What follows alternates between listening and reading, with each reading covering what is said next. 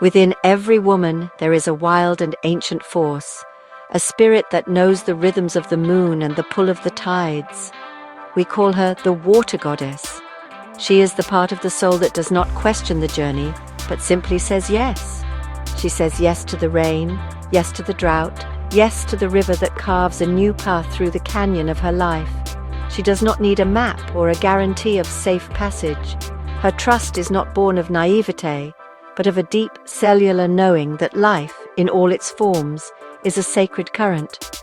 She understands that to resist the flow is to invite stagnation, to build dams where life is meant to run free and wild. This is her first great teaching: surrender to the direction the water is already moving. The water goddess archetype lives in the blood and bone, a memory of a time when we listened to the whispers of the earth instead of the clamor of the world. She embodies the wisdom of intuition, the quiet voice that guides us without words. When faced with a choice, she does not create lists of pros and cons. Instead, she stands at the water's edge and feels the pull. Does it feel like a gentle invitation or a dangerous undertow? Her body knows the answer. This deep internal listening is her compass, allowing her to navigate the often confusing waters of relationships, creativity, and purpose, with a grace that seems almost magical to the outside world, but is in fact the most natural thing of all. Her trust is not a passive act, but an active participation with the unfolding of life. It is the courage to step into the boat without knowing the destination, to cast her net into the dark waters, believing in the abundance hidden in the depths. She knows that some currents will lead to calm lagoons, while others will lead to crashing waterfalls. She welcomes both. For the water goddess, every experience is a tributary, feeding the great river of her soul. She does not try to tame the river or command it to bend to her will. She learns its language, its moods, its power, and in doing so, she becomes one with its unstoppable force, moving with it, not against it. This way of being is a balm for the modern soul, which is so often taught to control, to plan, to dominate. The water goddess whispers a different story. She reminds us that true power lies not in resistance, but in alignment. It is the power of the reed that bends in the storm and springs back, stronger than the mighty oak that shatters. She teaches us to let go of the rigid expectations that keep us stranded on the shore, fearful of the great, beautiful, and unknown mystery of the water. To embrace her is to embrace the flow of our own lives, trusting that the current, no matter how turbulent, is always carrying us home to ourselves. The water goddess understands commitment in a way the overculture has forgotten. Her devotion is not a rigid contract or a clenched fist. It is the deep, unwavering presence of the ocean. The ocean does not try to hold the creatures of the deep, it simply is their home. In this same way, the water goddess commits fully to what she loves, be it a person, a creative project, or a path of healing. She pours her entire being into the vessel of her choice, filling every crack and crevice with her presence and her love. Her commitment is an immersive experience, a complete and total baptism in the waters of her own heart. She does not hold back. Yet there is a crucial distinction in her way of being. She doesn't overcommit. She does not force.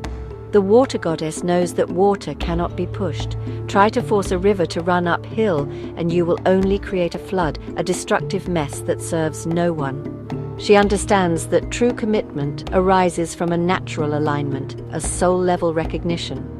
When she feels resistance, she does not double her efforts and try to hammer the world into shape. Instead, she grows still. She becomes like a deep, clear pool, allowing the sediment to settle until she can see the truth at the bottom. This stillness is her wisdom. This is why her commitments are so powerful. They are born of authenticity, not obligation. She does not say yes with her mouth while her soul is screaming no. This integrity protects her life force. Overcommitment is a leakage of the soul, a slow draining of our precious inner waters. The water goddess instinctively guards against this. She knows when to flow and when to be still, when to give and when to recede. This is not a selfish act, but a sacred one. By honoring her own capacity, she ensures that when she does give, her gift is pure, whole, and life-sustaining, like a freshwater spring in the desert. Her devotion is a living, breathing thing. It adapts, it changes, it deepens over time. It is not about holding on so tightly that the thing she loves is crushed. It is about creating a space so vast and so deep that it can hold the entirety of an experience, its joys, its sorrows, its mysteries. She teaches us that commitment is not about control, but about presence. It is the willingness to stay with something, to tend to it, to allow it to reveal its secrets in its own time. This is the deep, quiet, and powerful love of the water goddess, a love that nourishes and liberates all at once. The water goddess is not only about serene lagoons and gentle streams, she is also the keeper of the abyss, the dark and unknown depths where fear resides. She knows that to be whole one must be willing to descend. She does not run from her fears, she swims toward them. She understands that fear is often a guardian, a creature of the deep protecting a sunken treasure. To retrieve the treasure, the lost parts of her psyche, her creativity, her power, she must be willing to face the guardian. She dives into the cold, dark water, holding her breath, her heart pounding, but she does not turn back. This is her rite of passage. Each time she makes this descent, she emerges stronger. The water that once felt terrifying becomes familiar territory. She learns to breathe in the deep.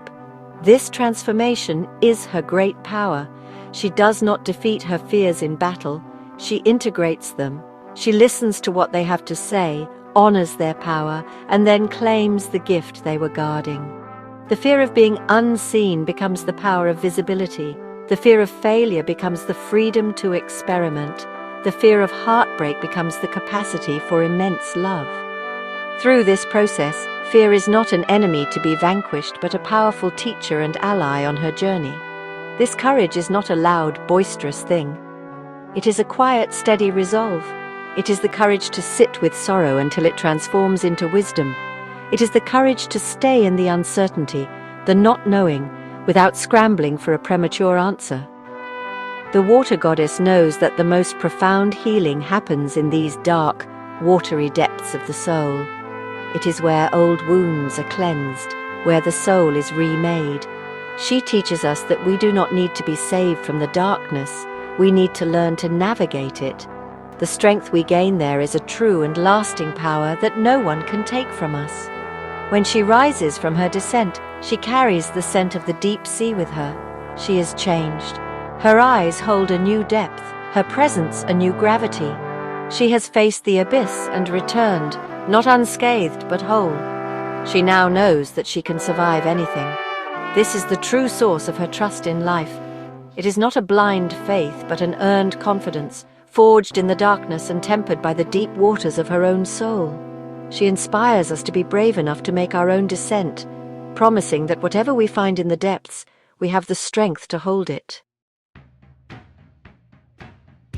The water goddess does not exist in isolation.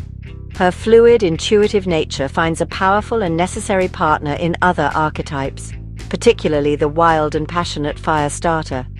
The fire starter is the one who brings the spark, the vision, the desire, the unbridled creative impulse. She is pure energy, a crackling flame that wants to consume and create.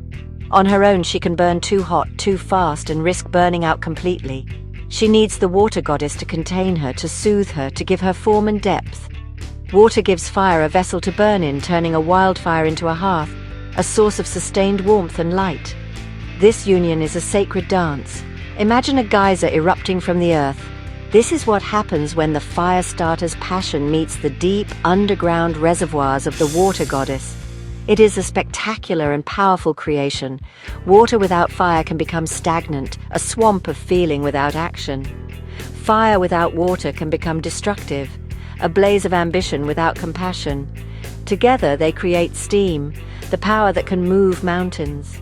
In our lives, this means our passions, or fire, are guided by our intuition, or water and our deep feelings, water, are given an outlet for expression through our actions, fire.